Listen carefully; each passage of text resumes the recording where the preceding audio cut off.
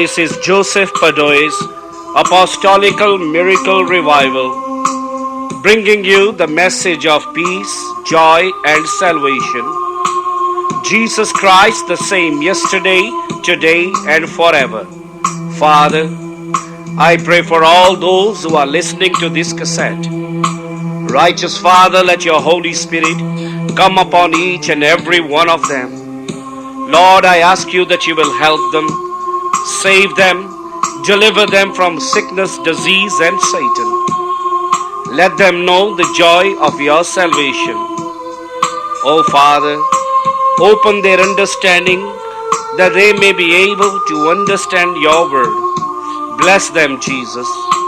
Blessing of Father, Son, and Holy Spirit be upon each and every one of you.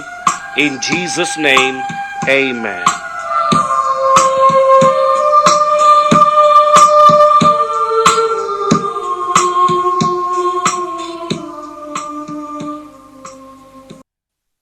Important chapter. This is where God gives 10 commandments to Moses, and God wrote these commandments with his own finger upon the tablet of the stone as evidence and proof that these 10 commandments did not come from Moses, but it came from the living God.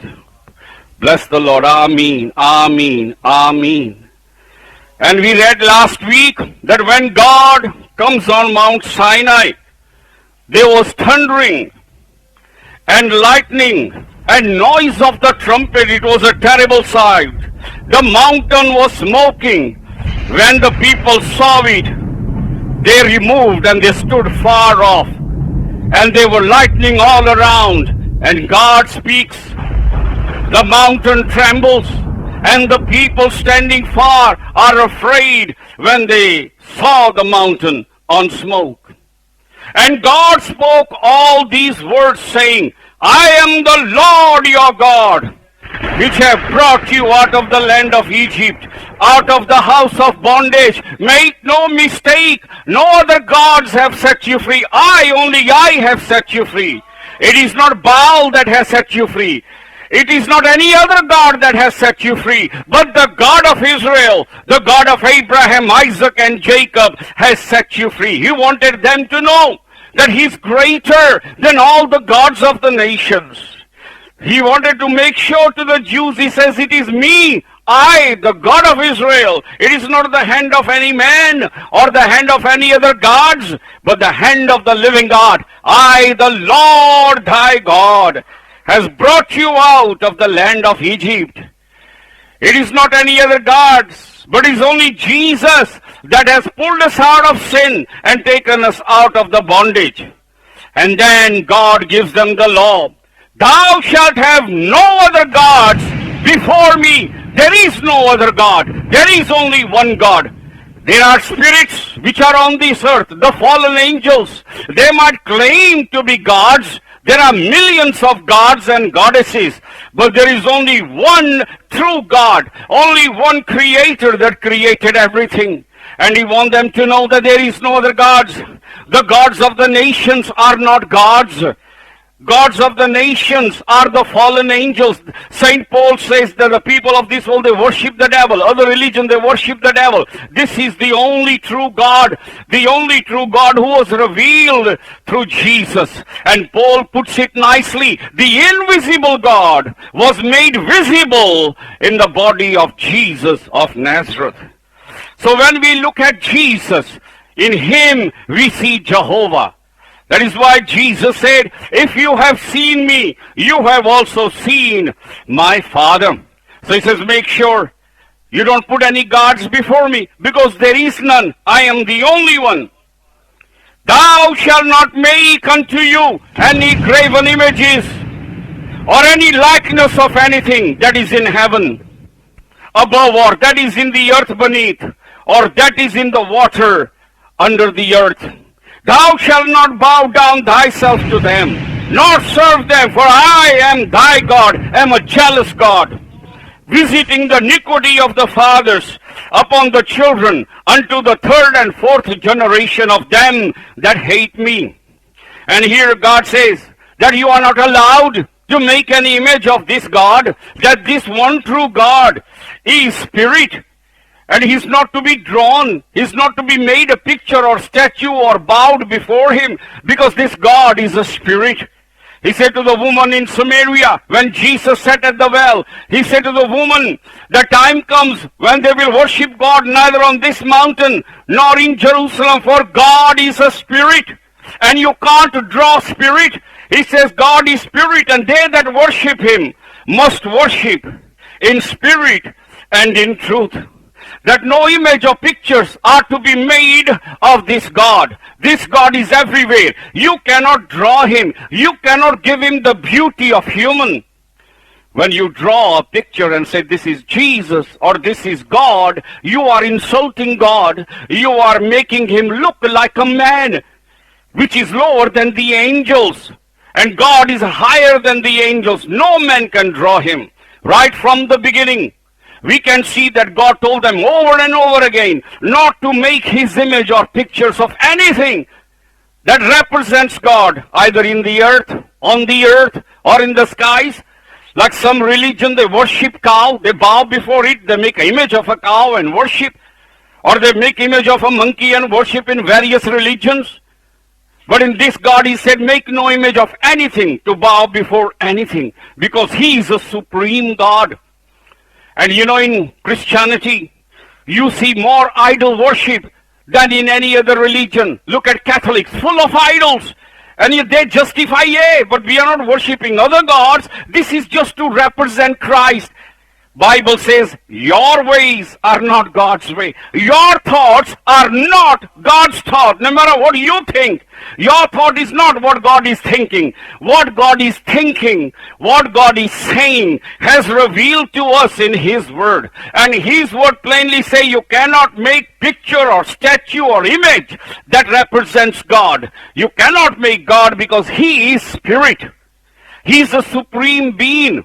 You cannot justify yourself many houses. I gone to there a big picture of Christ.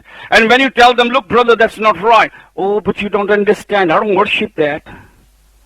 You don't have to. Because when you're looking at that picture, what are you thinking back of? Oh, that's Jesus.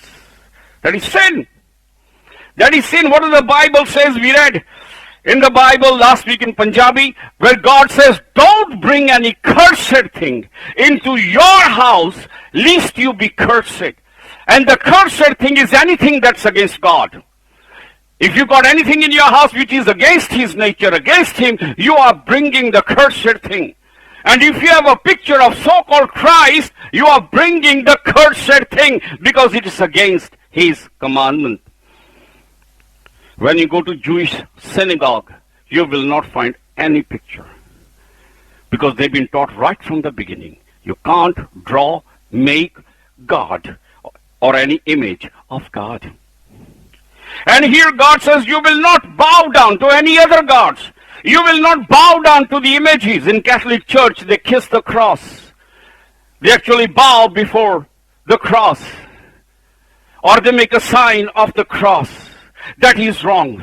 God says you are not to bow before anything. Not even angels. Never mind the pictures. Never mind the statues. You are not to bow even before the angels. The only one person you must bow is the Lord God. It is only before him that you must bow. In the Bible we read many instances where the people bowed before the angels. And angels told them straight, do not worship us. Do not bow. We are your brothers.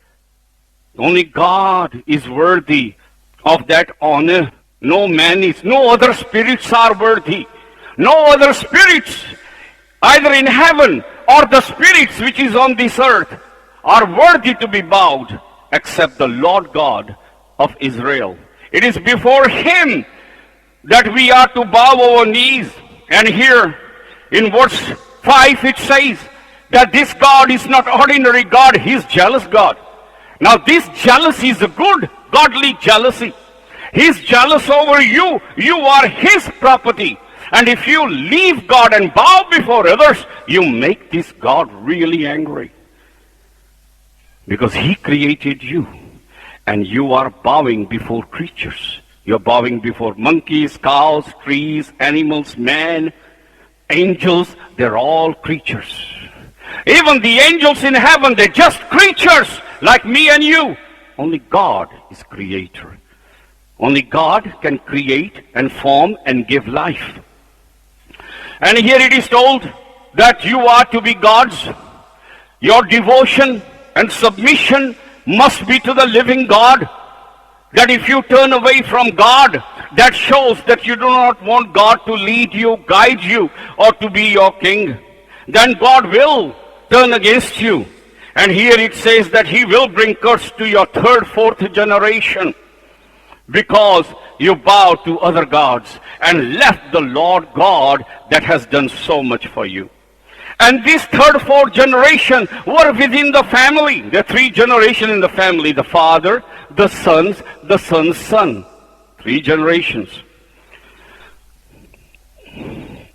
And then verse 6, showing mercy unto thousands of them that love me and keep my commandments. But if you love him, then his mercy will surround you. His love will surround you. Verse 7, thou shalt not take the name of the Lord thy God in vain. For the Lord will not hold him guiltless that taketh his name in vain. The very name of this God is power. The very name of this God is so holy. And he says you must not disrespect the name of God. That you must take his name in reverence. You must take his name in respect. Every day we see on the telly and people on the streets or where you work, they all, oh Jesus, oh God. That is taking God's name in vain and not in respect. When they fall down, oh God, oh Jesus. That is sin, because you're insulting the name and taking that name without respect, which is the greatest name of all. God has mighty power, but his name carries that power. It is the name of God that carries God's power. Here Jesus said, in my name, because that name carries authority. That name carries the power. And that name carries the very holiness of Almighty God. And that name sometimes we don't understand that how great is the name, because very name of God carries his power, carries his authority. And Jesus said to the disciples, in my name you will cast out devils. In my name you will put the hands on the sick and they will recover. In my name all the time, because that name is not just ordinary name. That name carries the authority of God. That name carries the very power of God, because you just have to say Jesus and you release the power of God from heaven. And all the power in heaven is released not by any magical prayers, not by fasting, but just mentioning that name, Jesus. Because that name, here I'm saying for you to understand, we take his name in vain, but that name is very powerful. That name alone is so powerful that any man can take that name. You don't even have to be a Christian. You can be Hindu, you can be Muslim, you can be even atheist. But if you take in the name of Jesus, something happens in spiritual world. Actual power from heaven is released because you mention the name that is most powerful. Just that name. In the Bible, John and James come to Jesus. The disciples come. Master, we saw this man. He was casting out devils, and we told him to stop it because he's not your disciple. And Jesus said, leave him, because while he's taking my name, he can't be against me. Let him do it. Here was the man who wasn't his follower, and yet he could cast out devils. How was he able to do that? That name, because that name carries authority. When that name is taken, something happens. The disciples went, and when they said in the name of Jesus, the Bible says Philip goes to Samaria and he preaches in Samaria. And it says the devil came out crying with loud voices. You know why?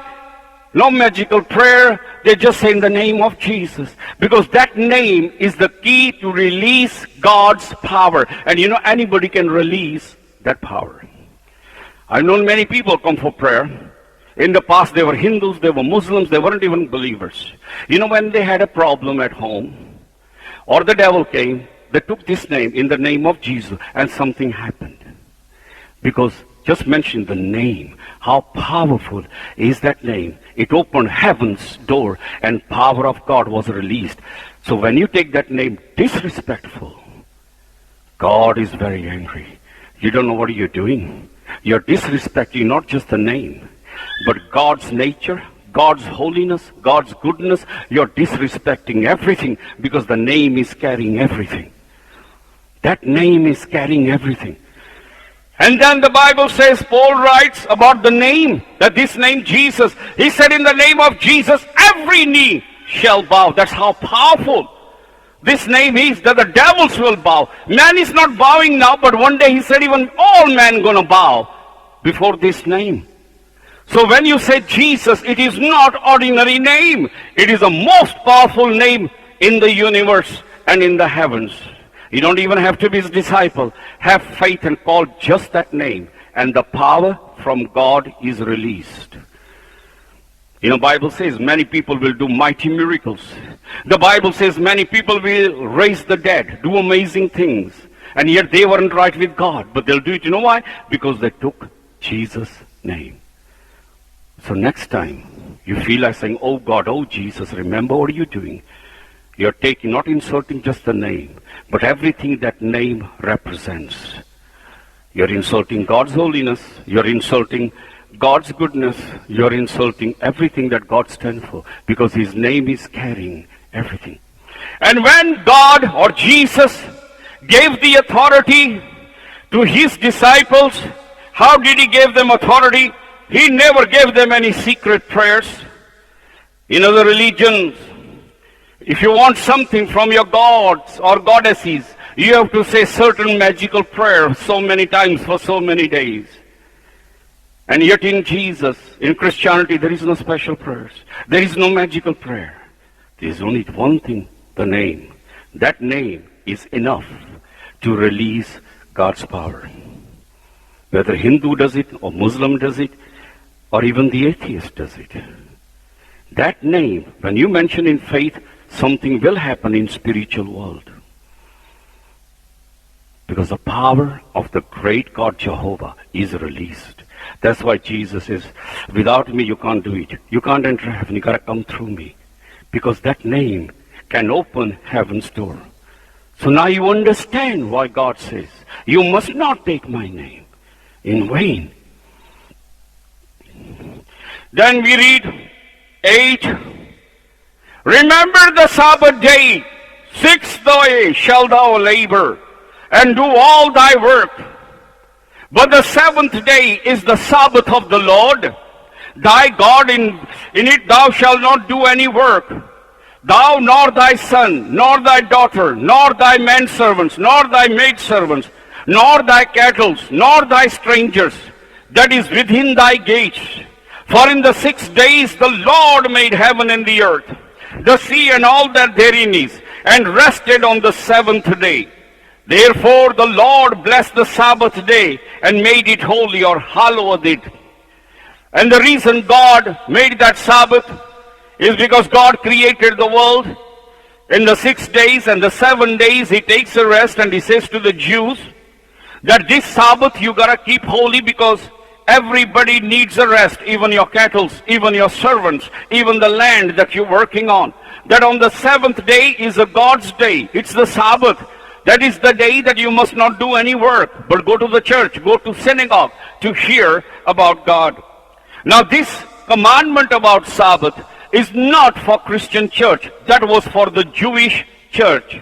Nowhere in the Bible is Christian church or Gentile church commanded to keep the Sabbath. That was for the Jews. For the Christian, Paul explains, or the writer of the Hebrew explains that there is a Sabbath for God's people. And he explains that that Sabbath is not on this earth. That day of rest is in heaven.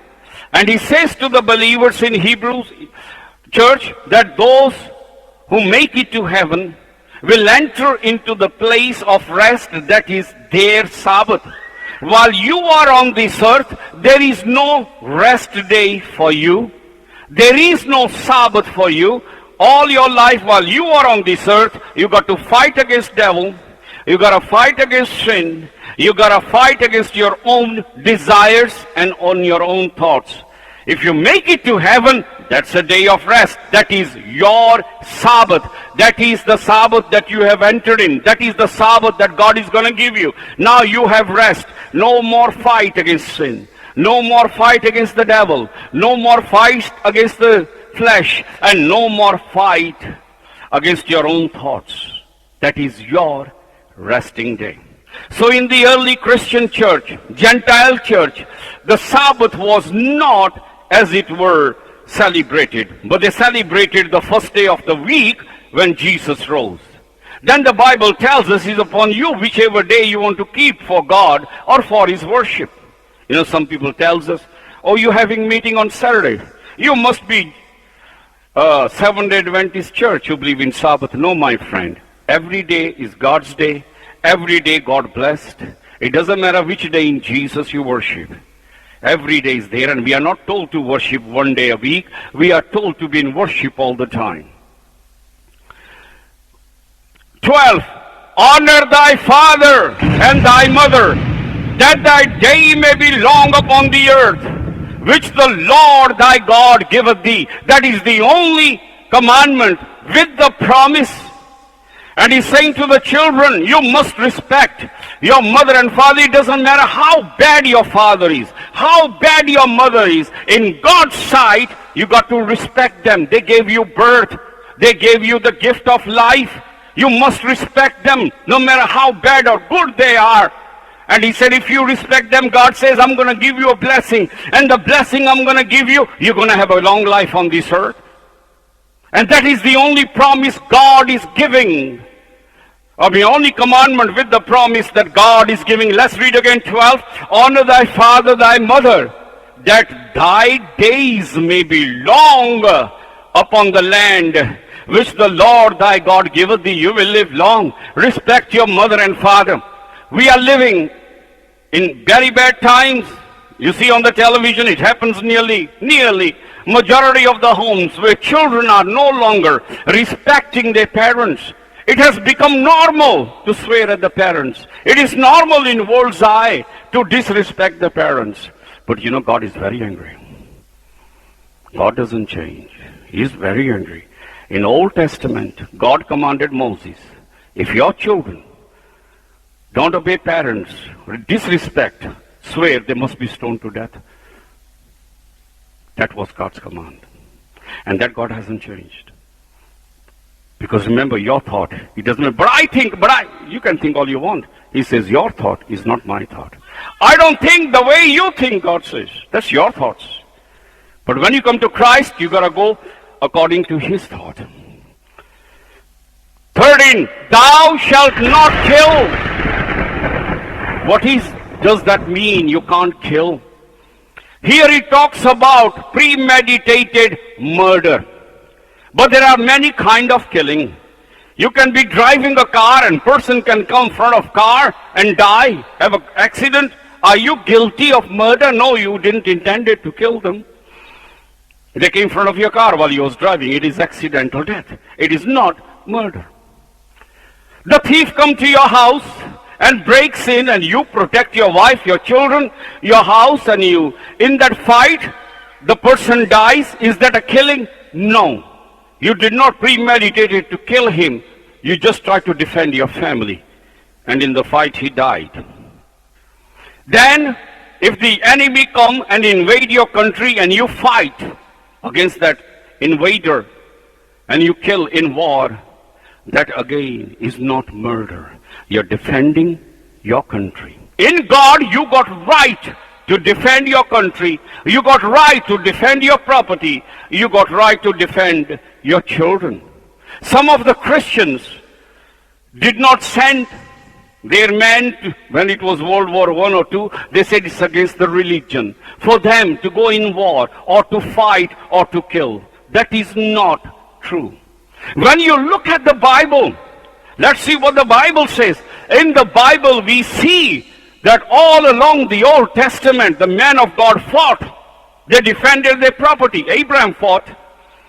When his nephew was taken, and he killed people, so did David. He fought, he defended Israel from the invaded. Children, sit quietly. Come on.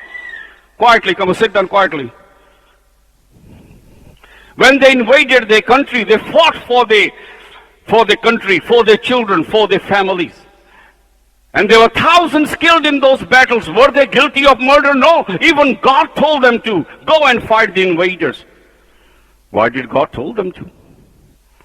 We just read the Old Testament, when the Amalekites come, God told them to go and fight the Amalekites. Because you got right to defend your country. Are you just going to sit and people walk in and kill you and rape your women and take your children and your property? Are you just going to sit and say, God, God, God? Or would God want you to take a weapon and fight? What would God want you to do? Read God's word. He told them to fight these invaders. The disciples of Jesus, he said to them, children, when I was with you, did you lack anything? They says, no, master. He said, now I'm going. He that hasn't got the sword, let him sell his garments or clothes and buy sword. For what? It wasn't religious symbol, protection. He knew they're going to be killed. There are going to be people coming after them. You got right, my friend, to defend yourself. When Bible says thou shalt not kill, that means premeditated murder. When you kill somebody because of jealousy or other reasons. But Jesus goes even deeper. He says, it is written in the old law, thou shalt not kill. But he says, I'm telling you, if you hate your brother, and if you inside really hate him and you wish he was dead, you are guilty of murder already in God's sight. Because remember, the sin starts within first. 14, thou shalt not commit adultery. When Bible talks about adultery, it talks about all sexual sin. Adultery is when you are married, you cannot go with any other person while you are in that marriage. And also, every sexual activity that is against the law of God would come under these sexual sins. Thou shalt not steal. Now, the stealing, it doesn't just mean taking somebody's property. Sometimes you can even steal from God. Bible tells us that if any man takes one of those who believe in his name and leads them astray, it is better that the millstone were hanged around their neck and thrown in the sea. Those people who will take you away from the truth, the people who will mislead you, they are also stealing. They are stealing you from God. What does the Bible say about the devil? The robber come nothing but to kill, to steal. And there are many people, they might not be stealing your property, but they're stealing your soul from God. They are misleading you. They're leading you astray. They're leading you away from God. You might claim they are your relative. You might claim, who is my best friend, but they're robbing you. They are stealing you from your God. So when the Bible says don't steal, it's not just stealing that way. He says don't mislead anyone. Don't take anyone away from this living God.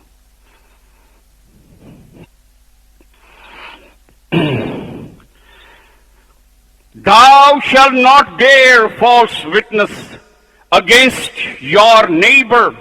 You got to be truthful. When you go to court, you must always bear right witness, not false witnesses. Not lie before the judge. Oh, I saw him doing this when you didn't. You must not bear false witnesses. And that is the commandment also that even the high priest of Israel, the high priest of Jerusalem broke. The Bible says that when they caught Jesus and they brought him before the high priest, they laid false witnesses. They chose false witnesses against Jesus. They broke that law. Even though they were the high priest, they lied about Christ. He said this and he said that when he didn't. They bore false witnesses. Thou shalt not covet. That means desiring something with evil motives. If you got a nice car and I say, oh, the car is nice, that's not being covetous. You're just saying it's a nice car. You wish you had it. But if your motives are bad, I wish I could have his car. I'm going to break in and rob his car. That's an evil motive. Now you're greedy with evil motive. So when the Bible says do not covet, that means desiring something with evil motives. That your motive is evil and not good. Thou shalt not covet thy neighbor's house. Thou shalt not covet thy neighbor's wife, nor his manservant, nor his maidservant, nor his ox, nor his ass, or anything that is thy neighbor's. And all the people saw the thundering, and the lightning, and the noise of the trumpet, mountain smoking. And when the people saw it, they removed and stood far off. The sight was terrible. It was terrible sight. The Bible says he's a terrible God. It's something that you should be scared of. When they saw the lightning and the trumpet blowing, they saw the lightning flashing, thunders, they were scared. They said to Moses, speak thou with us. We will hear. Let not God speak with us, lest we die. Moses said unto the people, fear not, for God has come to prove you, that his fear may be before your faces, that you sin not. He says, don't be afraid. God is not going to kill you. He's not going to destroy you. But this is all happened that you may see and fear God and understand that he's a very terrible God also. Not just gentle Jesus, but he has got other side, which is judgment and anger. That you may have the fear of God, that you might not sin. It is the fear of God that will stop you sinning. The fear of parents that will stop you doing bad things. The fear of teachers will stop you copying your next classmate's homework. The fear is good. It is the fear that keeps you away from the evilness and from wickedness. And the people stood afar off, and Moses drew near unto thick cloud before God was. And the Lord said to Moses, thus thou shalt say unto the children of Israel, ye have seen that I have talked with you from heaven. Thou shalt not make with me gods of silver, neither shall he make you gods of the gold. God is warning them over and over again. If you read all the books of Moses, you will be amazed. There are hundreds of references where God is telling them over and over again not to make images, not to worship other gods. Why? Because God knows tomorrow. He knows they're going to depart from him. He knows they're going to sin. He knows they're going to turn to other gods. He knows they're going to rebel. And he as a father reminds them over, just don't do it. Just don't do it. Don't go again after these gods. Don't make any pictures. Don't make any statues. Don't make any gods. 24. And the altar of the earth thou shalt make unto me, shalt sacrifice thereon thy burnt offerings, thy peace offerings, thy sheep, and thy oxen, in all the places where I record my name. I will come unto you, and I will bless you. The sacrifice, you just can't give it anywhere. The place that God will choose is to come there and give your sacrifice. And if thou wilt make me an altar of stone, thou shalt not build it of hewn stone.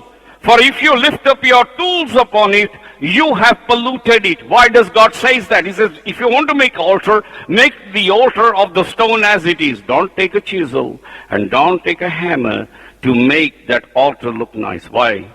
God knew how man is. He'll certainly start graving images on that altar. He was trying to save them from idol worship. Listen, if you want to make me altar, make it of natural stone. Don't take a chisel and don't take a hammer. If you do it, I will not accept that altar. Because you see, then men will be tempted to make some kind of image on that altar, and people will bow before that. He says, don't. Just take off a natural stone. There should be no chisel on that altar. And here we can see that Jesus is that altar of God, where he was sacrificed. And there was no chisel lifted and no hammer lifted. Another word, he was not the seed of man. Man did not create Jesus. He was not seed of a man. He did not born through intercourse. But he was like the stone as it is. It is God who made the body of Jesus in the virgin womb. There was no chisel, that's man's tool, no hammer to make him. He was not the seed of man, but of God. Amen. So the reason God told them not to do that, in case they make some kind of image and start worshipping. Neither shalt thou go by steps unto my altar, that thy nakedness be not discovered therein. God is very strict upon men and women about nakedness. The Bible says only wife is allowed to look at her husband's nakedness, and the husband is allowed to look at his wife's nakedness, that you must not show your nakedness. I don't care what the other churches are preaching. I don't care what you see on the television, but I'm telling you what God is saying. Now here, God told them about nakedness. He said, when you make my altar, don't make altar very high, because priests would have to climb. And the people who are standing down, no women, in Jewish just men. And those who are standing down looking up, they will see priest underwear, because his nakedness will be revealed because he's high. And they are standing here. When they look up, they'll see through his skirt. And God says even that is bad. And that was just man. What would God say today about people wearing very tight clothes, revealing clothes, showing everything? What would God say? When he was so strict about his priest and said, don't make altar that is high unless your nakedness is revealed. And there were no ladies to be there, just men. What would God say today? I don't care what you see on the television. On the television, you see many churches, they're singing with blouses low cut, and, all the arms are naked, and you know what I mean. Very tight trouser or leggings, and they're singing, oh, Jesus love. God hates that. I don't care what people says about us, but I'm telling you what God says. God doesn't mind you wearing nice clothes. He wants you to wear fantastic clothes, but respect your body and respect your God. Amen. Amen, amen, amen. Thank you, Jesus. So now we see why they were not told to build the altar on high places. Thank you, Father, for your word. We bless your word, Father. Let your word bless us, Jesus. Amen. Our Father, who is in heaven, holy be your name. Your kingdom come, your will be done, in earth as it is in heaven. Give us this day our daily bread, O Lord, and forgive all our sins, as we forgive those who have sinned against us. Let's not be led in temptation, O Lord, but deliver us from evil. For yours is the kingdom, the power, and glory, through Jesus our Lord. May the blessing of Jehovah, His Son Jesus Christ, the power of the Holy Spirit be on you. May God of Israel make His face to shine on you. May the Lord bless you in Jesus' name.